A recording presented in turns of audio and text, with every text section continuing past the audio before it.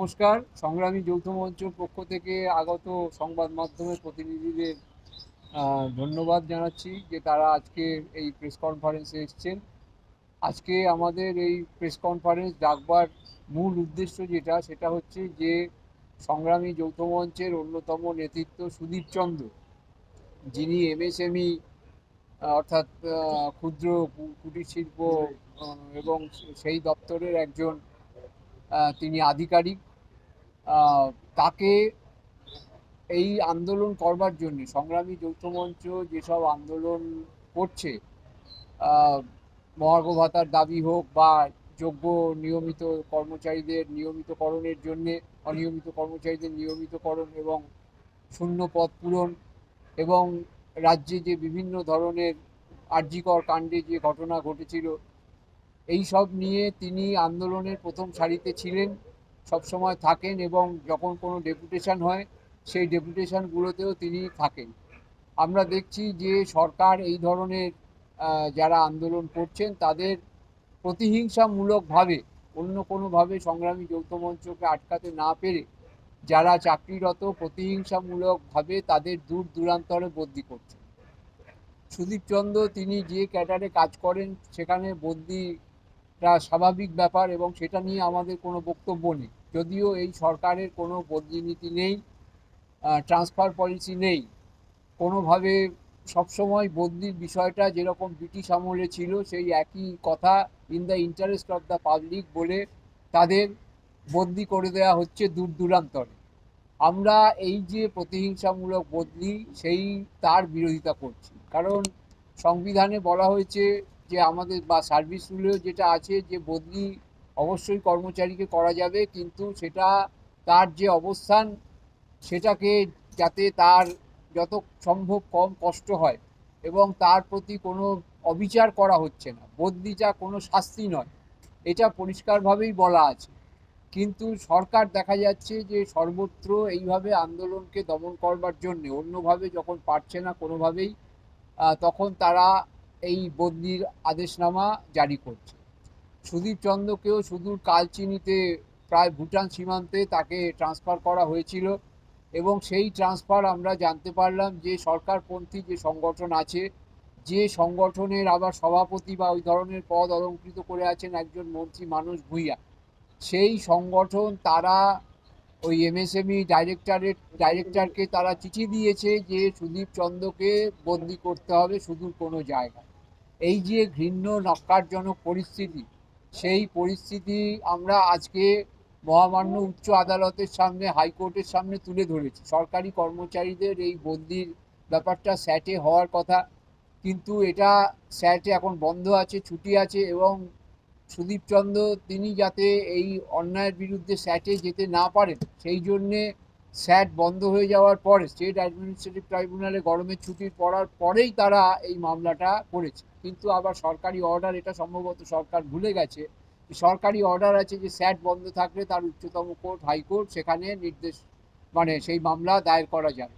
এবং হাইকোর্টেও আপনারা জানেন যে এখন গ্রীষ্ম অবকাশ চলছে, কিন্তু সেখানে গ্রীষ্ম অবকাশেও কিছু কিছু বেঞ্চ চালু আছে।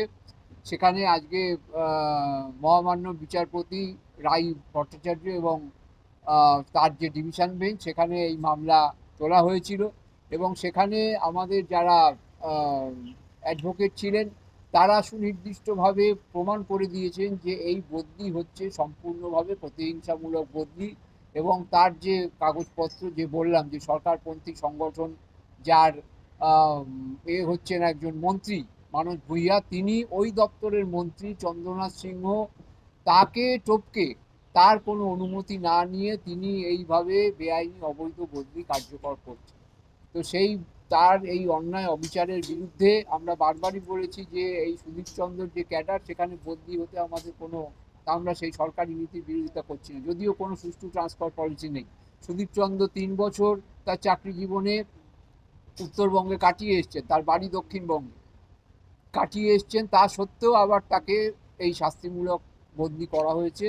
কিন্তু সেই বদলি আজকে আমরা বিচারকদের তাদের আমরা এটা হাজির করতে পেরেছি তথ্য প্রমাণ দিয়ে যে এটা সম্পূর্ণ একটি প্রতিহিংসামূলক বদলি এটা সুদীপ চন্দ্র যেহেতু আন্দোলন করেছেন, সরকারের বিরুদ্ধে কথা বলেছেন, সেই জন্য তাকে সুদূর ভুটান সীমান্তে 600 কিলোমিটার দূরে তাকে বদলি করা হয়েছে এবং মহামান্য হাইকোর্ট আমাদের এই যুক্তিতে তারা সন্তুষ্ট হয়েছেন এবং সেই বদলির আদেশ তারা স্থগিতাদেশ দিয়ে দিয়েছেন, যাও বদলি করা যাবে না।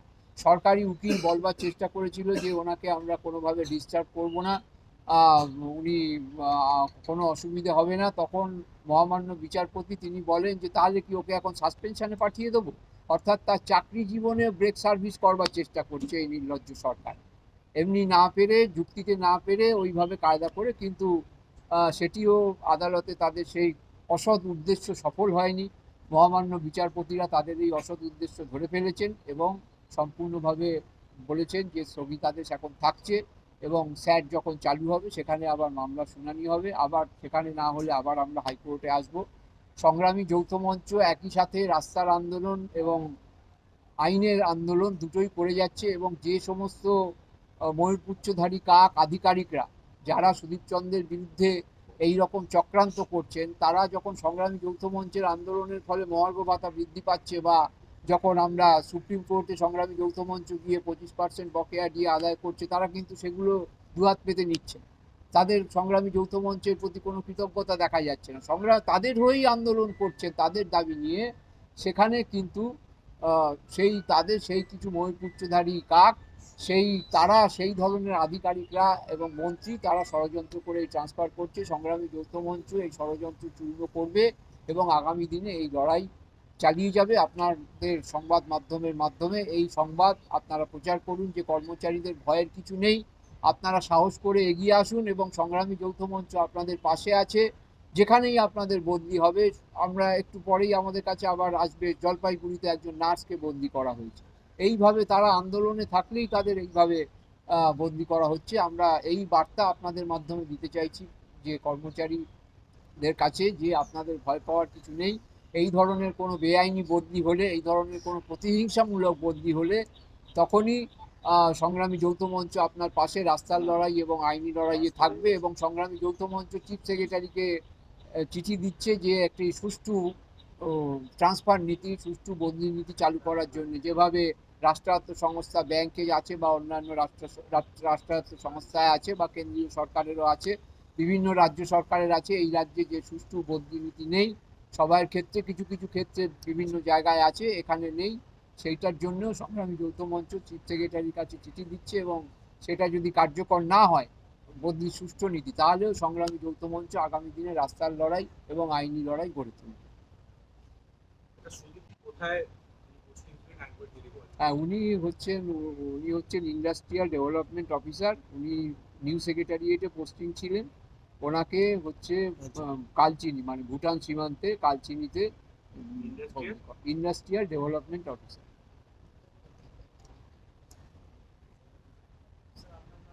অনিরুদ্ধ ভট্টাচার্য।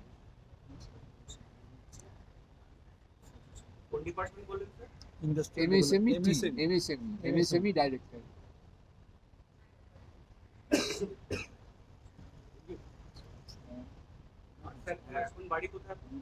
ওনার বাড়ি, উনি খড়দায় থাকেন, ওনার বাড়ি খড়দা।